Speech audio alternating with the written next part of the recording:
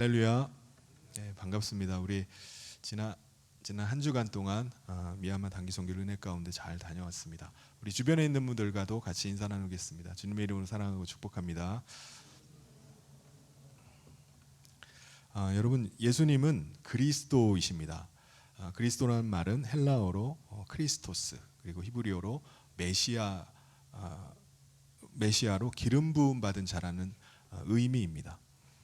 하나님께서 누군가에게 특별한 직분과 사명을 주시고자 할 때 그에게 기름을 부어 주셨어요. 예수님도 기름 부음을 받으셨는데 물리적인 그런 기름 부음이 아니라 성령께서 그 성령으로 기름 부음을 받으셨습니다. 마태복음 3장 16절 17절에 보면은 예수님께서 세례를 받으실 때 성령이 비둘기와 같이 내려서 임하셨다라고 말씀을 합니다. 하나님께서 아들 예수님에게 성령으로 기름을 부어 주심으로 예수님은 하나님께서 주시는 직분과 사명을 감당하는 그리스도가 되셨습니다. 그렇다면 예수님께서 받으신 그 직분과 사명은 무엇일까요? 과거 구약 시대에 하나님께서 기름 부어서 세우신 사람들을 보면은 그것을 우리가 알 수가 있습니다. 누가 기름 부음을 받았다고 하죠? 첫 번째는 제사장입니다. 출애굽기 28장 41절에도 보면 아론과 그의 아들들에게 기름을 부어 위임했다라는 말씀이 나옵니다. 제사장은 백성들을 하나님께로 인도하는 사람들입니다. 특별히 대제사장 같은 사람은 백성들이 하나님께 죄 사함을 받게 하기 위해서 대속의 제물을 가지고 하나님 앞에 나가는 일을 했습니다. 죄인 대신에 죽은 짐승의 피를 가지고 하나님께 나가서 용서함을 받고 하나님을 뵙게 하는 일을 대제사장이 했습니다. 기름 부으심을 받은 예수님도 마찬가지입니다. 대제사장의 일을 하셨어요. 율법에 의하면 대제사장은 반드시 레위 지파 중에 아론의 반차를 따르는 자가 대제사장이 돼야만 했습니다. 그런데 예수님은 어느 지파죠? 레위 지파가 아니라 유다 지파 출신입니다. 그렇다면 예수님이 어떻게 대제사장이 될 수 있습니까? 하나님께서 새 언약을 세우시고 멜기세덱의 반차를 따르는 자가 반차를 따르는 대제사장을 세우시겠다라고 맹세를 하신 일이 있습니다. 멜기세덱은 이 아론보다 훨씬 이전에 있던 사람이에요. 아브라함 시대의 대제사장이 멜기세덱입니다. 그는 살렘 왕 그러니까 평강의 왕이라고 불렸던 사람입니다. 시편 110편 4절에 그 말씀이 나오는데요. 멜기세덱의 서열을 따라 영원한 제사장이라 하셨다 말씀합니다. 하나님께서 멜기세덱의 반차를 따르는 대제사장으로 누구를 세우신 거죠? 바로 예수님을 대제사장으로 세우셨습니다. 예수님은 멜기세덱과 같이 의의 왕, 평강의 왕이실 뿐만 아니라 시작과 끝도 없으신 대제사장이십니다. 대제사장이신 예수님은 하나님께 짐승을 대속의 제물로 갖다가 바치는 게 아니라 자기 자신을 대속의 제물로 바치셨습니다. 그 일을 통해서 백성들의 죄 사함을 받게 하고 하나님께 나아갈 수 있는 길을 열어주신 것입니다. 두 번째 기름 부음을 받은 자는 왕이 기름 부음을 받았습니다. 왕이 하는 일은 백성들을 다스리는 일을 합니다. 여러분, 이스라엘 백성들의 왕은 누구시죠? 하나님이십니다. 그럼에도 불구하고 그들은 인간 왕을 요구를 했어요. 그래서 하나님께서 사울을 왕으로 기름 부어 세워주셨습니다. 그런데 사울은 하나님의 명령을 거역하고 자기의 뜻을 따라서 멸망의 길로 가버립니다. 그리고 나서 그 다음에 하나님께서 하나님의 마음에 합한 자, 마음의 중심에 하나님이 있는 자 다윗을 기름 부어서 왕으로 세워주셨습니다. 예수님은 누구의 후손으로 오셨죠? 다윗 왕의 후손으로 오셔서 왕의 사명을 감당하신 것입니다. 예수 그리스도의 대속의 은혜를 믿는 자마다 성령께서 임하십니다. 예수님은 성령님을 통해서 우리 안에 임하셔서 함께 사시고 왕으로 우리를 다스리고 인도하십니다. 세 번째, 선지자에게 기름 부음을 주셨습니다. 선지자는 하나님의 말씀을 받아서 백성들에게 전해서 백성들이 하나님의 말씀 따라서 살게 하는 일을 하는 사람이었습니다. 아모스 3장 7절에도 보면 하나님의 비밀을 그 종 선지자들에게 보이지 아니하시고는 결코 행하심이 없다라고 말씀하십니다. 반드시 하나님께 뜻을 선지자들을 통해서 말씀하셨던 것입니다. 우리 안에 임하신 성령님은요, 우리에게 그리스도의 말씀을 계속 떠오르게 합니다. 그래서 마치 그리스도께서 지금 내 안에서 거하시면서 내게 말씀하시는 것처럼 느끼게 해줘요. 우리는 그 말씀을 통해서 하나님의 뜻과 그리고 그리스도의 마음을 우리가 알게 됩니다. 그래서 우리는 우리 마음에 계시는 그리스도의 말씀을 듣고 그 말씀에 순종해서 살아갑니다. 그리스도는 우리 마음에 그리스도의 선한 마음을 계속 부어주십니다. 그래서 이 땅에서 사는 동안에 우리가 거룩한 하나님 나라 백성으로서의 삶을 살게 해주십니다. 에스겔 36장 26절 27절 말씀 우리 같이 한번 읽어보도록 하겠습니다. 시작.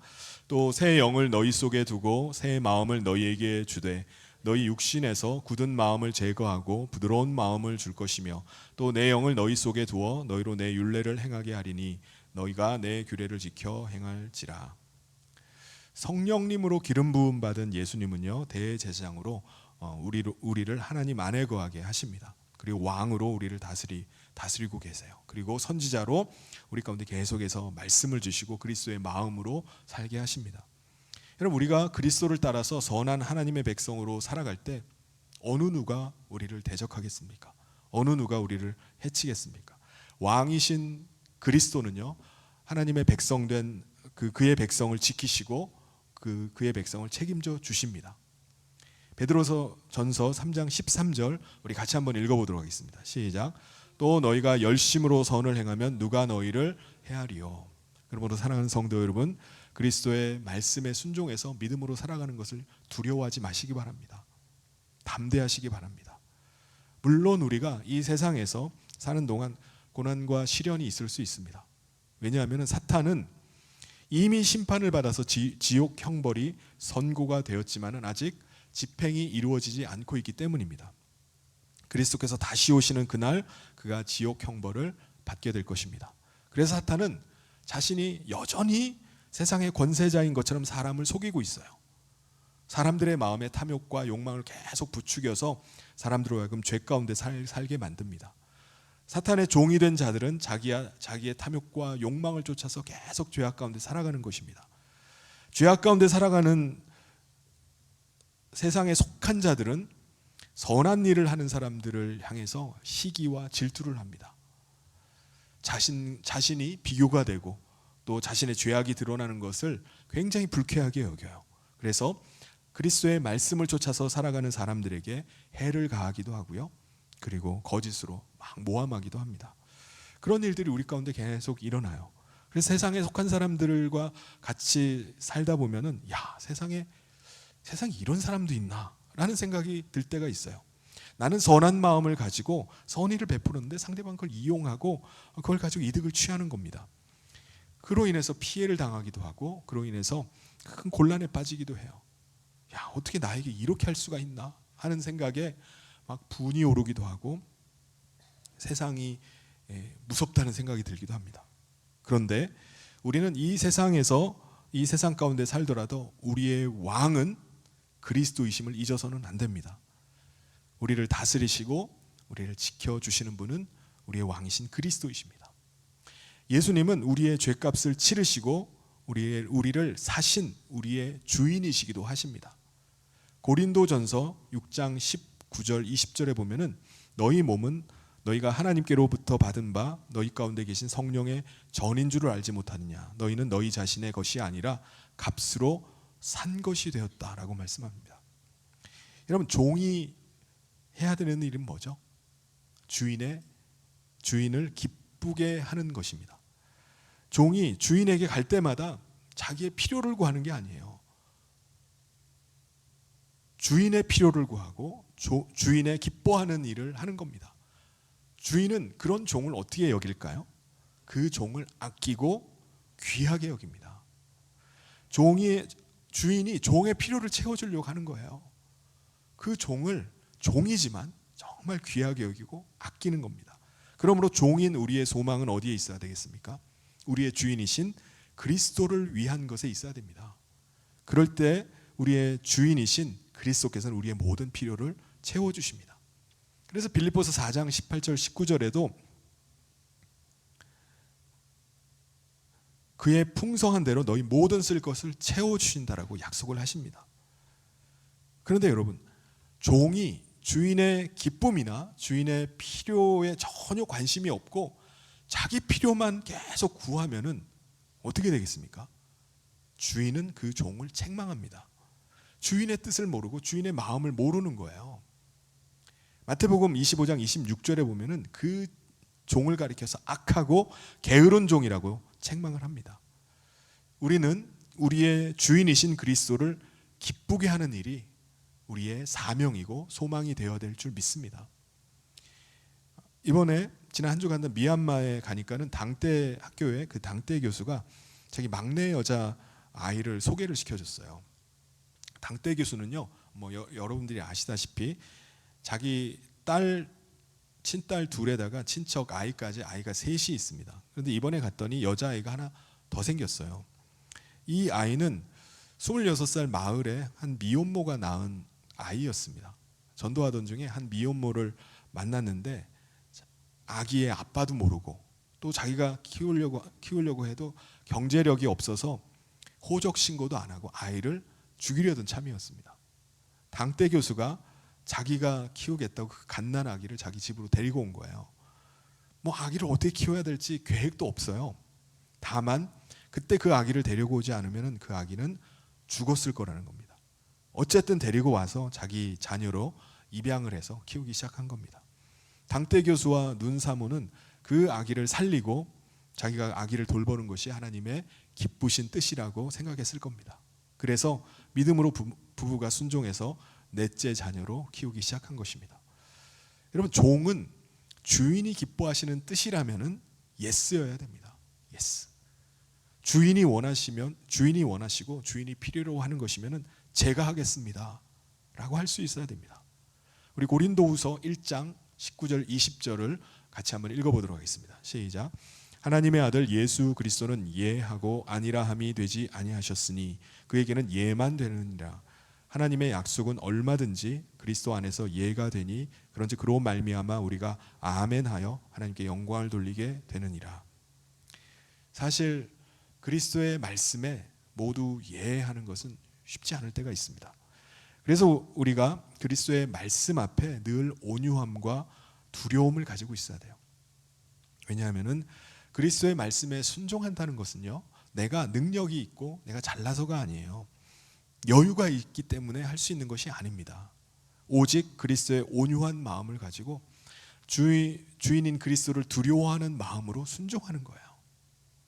우리 15절 말씀을 같이 한번 읽어보겠습니다. 시작.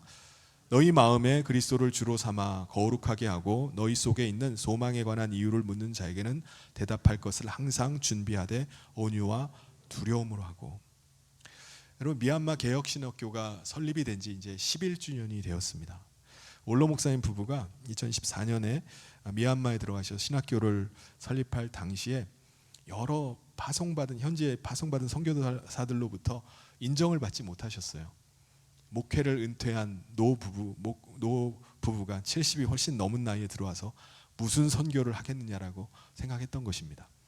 학교 졸업식 행사를 한번 하는데 축사를 하러 오셨던 한 선교사님이 식이 끝나고 나서 저희 개인적으로 찾아와 가지고 학교에 대한 부정적인 이야기를 쭉 이야기를 하시고 가시는 거예요. 원로 목사님 부부가 노년에 애는 쓰시는데 이 신학교는 안 된다는 게 그 요지였습니다. 저는 그분의 말씀을 듣고 허탈감과 아주 좌절감에 빠져버렸습니다.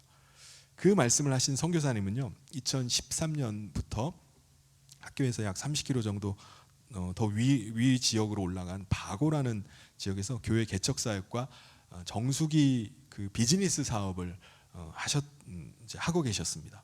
교회도 2개나 개척을 해가지고 예배당도 크게 짓고 또 제자들도 성공적으로 키워내고 있던 선교사님이었습니다. 그런데 그분이 우리 학교에 후원 이사가 되어 주셨습니다. 그리고 자기 교회 청년 3명을 우리 신학교에서 공부하게 하고 지금 전도사로 사역하고 있어요. 그리고 지금은 이제 1명이 더 와가지고 공부를 하고 있습니다. 그 선교사님이 후원 이사가 되시면서 제게 목사님께 훈계하고 학교에 대해서 폄하했던 것에 대해서 용서를 구하신다고 사과를 하셨습니다. 처음에는 대나무로 만든 두 채 건물밖에 없었는데 학교가 기본 인프라가 하나하나 갖춰가는 것을 보고 또 베델교회가 지금은 레구에서 가장 많은 성도가 모이는 교회로 성장하는 걸 보면서 생각이 완전히 바뀌어버린 겁니다.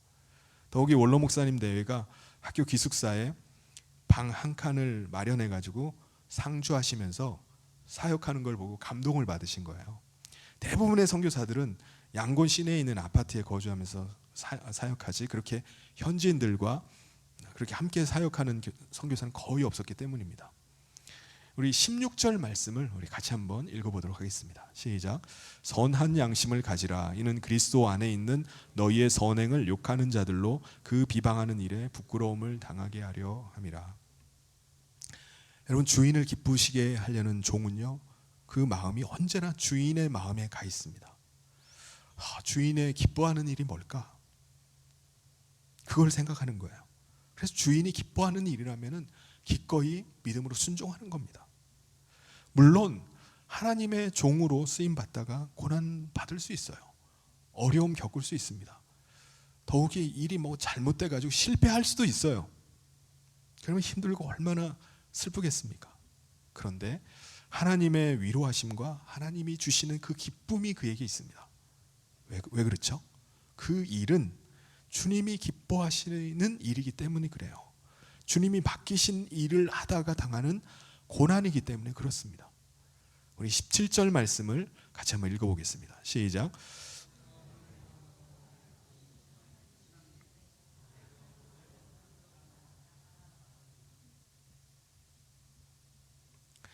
네, 선을 행함으로 고난받는 것이 하나님의 뜻일진데 악을 행함으로 고난을 받는 것보다 낫다라고 말씀합니다.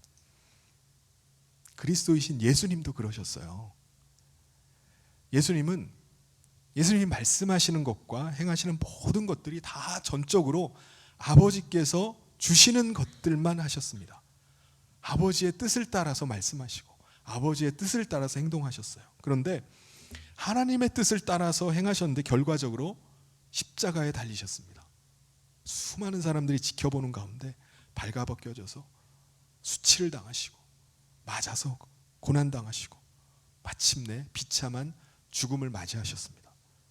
그런데 믿음으로 하나님의 뜻에 순종하신 예수님은 우리 인간을 위한 대속의 제물이 되어주셨습니다. 의인이신 예수님은 죽으심으로 죄인들의 죄값을 모두 치러주셨습니다. 그래서 그의 대속의 은혜를 믿는 자마다 죄사함을 받고 하나님 안에 들어가게 해주셨습니다. 여러분, 예수님은요 십자가에서 육체로 많은 고통을 당하시다가 죽으셨습니다. 그런데 성령님은 그 예수님을 다시 살리셨습니다. 왜요? 그는 의인이셨기 때문입니다. 여러분, 모든 죄인은 각자 자기 죄로 인해서 죽을 수밖에 없어요. 죽음과 함께 하나님과 멀어지고 영원히 멸망당하는 게 죄인입니다.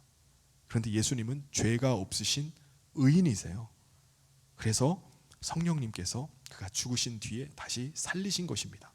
우리 18절 말씀을 같이 한번 읽어보겠습니다. 시작. 그리스도께서도 단번에 죄를 위하여 죽으사 의인으로서 불의한 자를 대신하셨으니 이는 우리를 하나님 앞으로 인도하려 하심이라. 육체로는 죽임을 당하시고 영으로는 살리심을 받으셨으니, 여기서 영으로는 이라는 말은 성령님께서 그를 다시 살리셨다는 의미입니다. 여러분, 하나님의 아들 예수님이 왜 육체로 이 땅에 오셔서 육체로 그렇게 죽으셨을까요? 왜냐하면 예수님께서 육체로 인간 대신 죽으심으로 대속의 은혜를 베풀어 주시기 위해서입니다.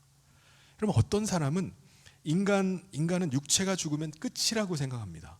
어떤 사람은 온갖 죄악을 저지르고도 지옥 가면 되지 라고 아주 가볍게 얘기를 해요. 그들은 인간이 죽으면 마치 컴퓨터 전원이 꺼지듯이 이게 모든 것이 끝나버린다라고 생각을 하는 겁니다. 그런데 인간은 육체가 죽으면 끝나는 것이 아닙니다. 인간이 하나님 안에 들어와 있지 않으면 죽음과 함께 심판을 받고 하나님과 영원히 격리되는 지옥에 들어가는 멸망을 당합니다. 죽음과 함께 모든 것이 끝났다라고 생각하는 자들이 과거에도 있었어요. 그들이 누구죠? 그들은 노아 시대에 하나님의 뜻을 거역하고 자기 자리를 떠나서 죄악 가운데 살던 자들과 천사들과 그의 자손들이었습니다. 유다서 1장 6절 말씀을 같이 한번 읽어보겠습니다. 시작. 또 자기의 처음 지위를 지키지 아니하고 자기 처소를 떠난 천사들을 큰 날의 심판까지 영원한 결박으로 흑암에 가두셨으며. 여러분, 노아 시대에는요, 인류가 급속하게 숫자가 늘어납니다. 그렇지만 그들이 다 하나님을 망각하고 다 죄의 종으로 살아가기 시작하는 거예요. 심지어 하늘의 천사들도 인간의 딸들과 결혼해서 자식을 낳기 시작합니다. 천사는 하나님께서 각각 창조하신 존재예요. 그래서 성경은 그들을 하나님의 아들들이라고 표현을 합니다. 그들은 결혼하지 않아요. 그럼에도 불구하고 그들은 하나님의 뜻을 저버리고 자기의 자리를 떠나서 인간과 관계에서 자식을 낳았습니다. 창세기 6장 1절 2절에 사람이 땅 위에 번성하기 시작할 때에 그들에게서 딸들이 나니 하나님의 아들들이 사람의 딸들을 보고 자기들이 좋아하는 모든 여자를 아내로 삼았다고 말씀합니다. 그들 사이에 거대한 거인들이 태어났고요. 그들은 고대의 명성을 가진 자들이 되어서 초고대 문명을 이루기 시작했습니다. 창세기 6장 4절에서 그것을 이렇게 말씀합니다. 우리 같이 한번 읽겠습니다. 시작.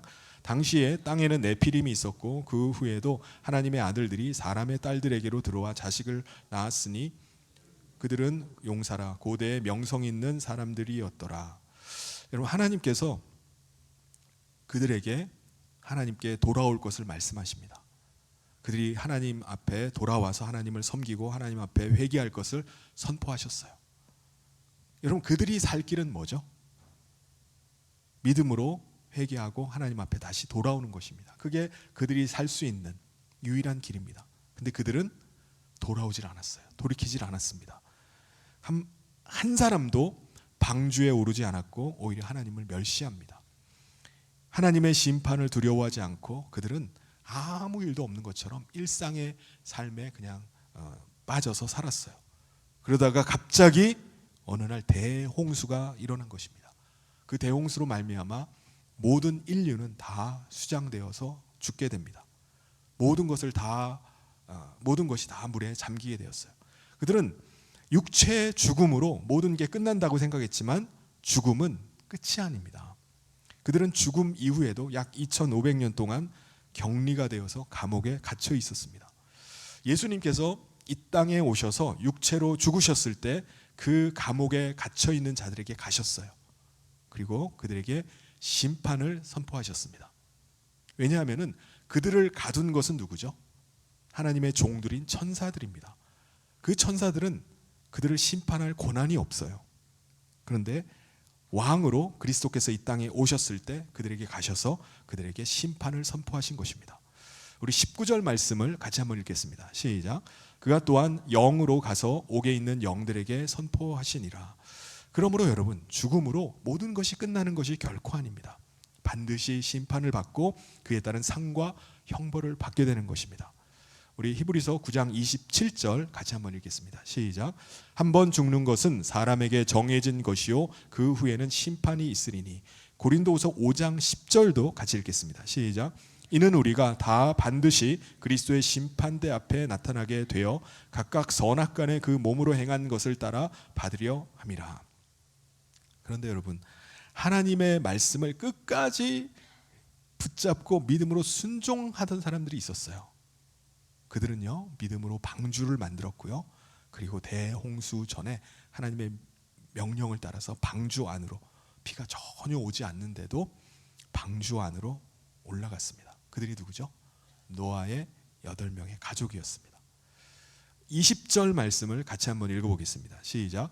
그들은 전에 노아의 날 방주를 준비할 동안 하나님이 오래 참고 기다리실 때에 복종하지 아니하던 자들이라.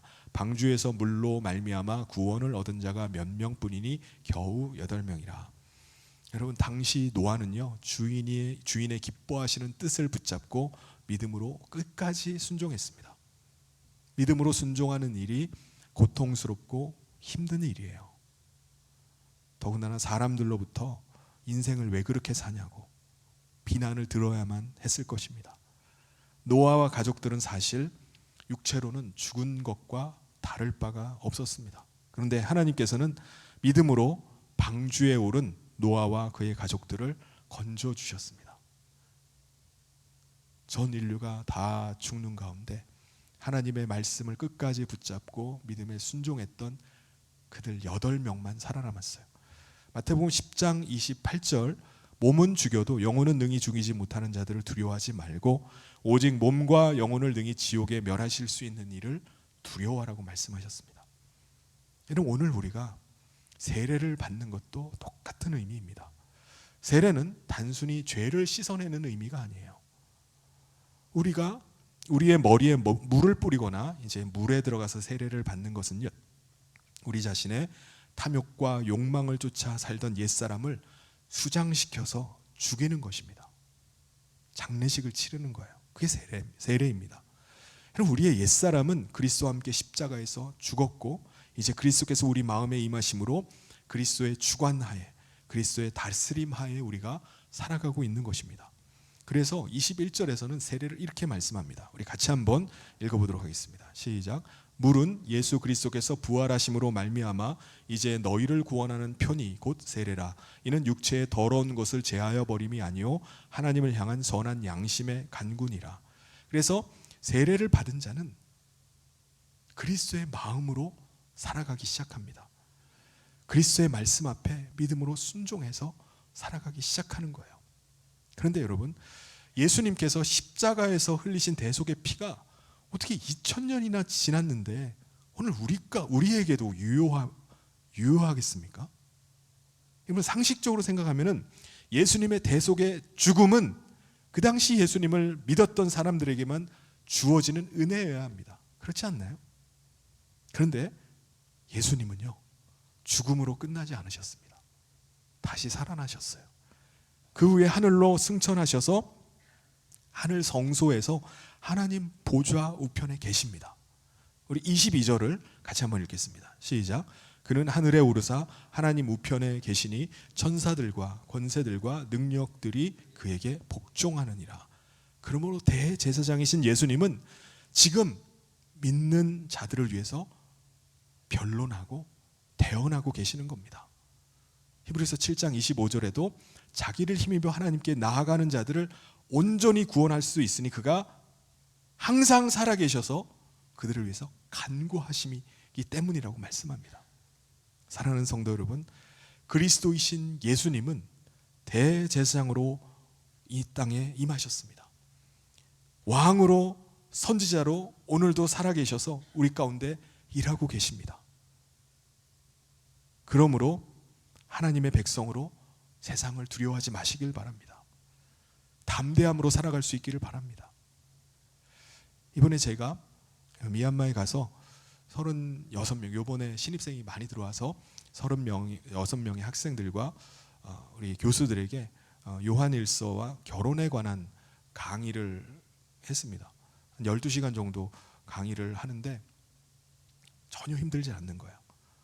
학생들이 마치 스폰지가 물을 빨아듯이 이렇게 너무 잘 받아들이는 겁니다. 그래서 한 학생이 다 끝나고 나서 제게 오더니 감사의 마음을 전하는 겁니다. 강의를 통해서 많은 은혜를 받을 수 있게 해주셔서 감사하다는 것과, 두 번째는 성도님들이 자신들을 위해서 기도해 주시고 계신 것에 대해서 너무 감사를 드린다는 거예요. 그러면서 미얀마에서도 성도들을 위해서 기도하고 있음을 목사님 교회에 돌아가시면 성도님들에게 꼭 전해 주십시오, 이렇게 얘기를 하는 겁니다. 이 학생이 누군지 선교사님께 여쭤보니까는 샨주라는 곳에 라후족 요따라는 학생 이름의 학생이었습니다. 그 지역이 마약 생산지여서 많은 사람들이, 그 지역에 사는 많은 사람들이 마약을 하는데 그 아버지도 마약 중독자고 이 학생도 마약 중독이었다고 합니다. 그런데 그리스도를 만나고 마약을 끊고 신학교에 들어오게 된 거예요. 이 학생은 자기와 같은 마약에 빠져서 살아가는 청소년들에게 복음을 전해서 구원하는 전도자가 되기 위해서 신학교에 왔다는 겁니다. 그가 마약에 빠졌을 때 그는 이미 죽은 자였습니다. 그런데 그리스도로 인해서 새 삶을 얻었기 때문에 그의 인생을 그리스도께 맡기고 주님의 종으로 살고자 했던 것입니다. 사랑하는 성도 여러분, 우리의 인생을 책임지실 분은 그리스도이신 줄 믿습니다.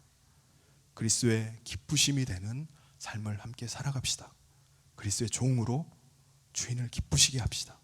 그래서 우리를 부르신 대로 우리에게 맡겨주신 사명을 감당하면서 주님을 기쁘시게 하고 주님이 다시 강림하시는 그날에 영광 가운데 주님 앞에 서는 저와 우리 성인의 모든 성도님 되시기를 주님의 이름으로 축원합니다.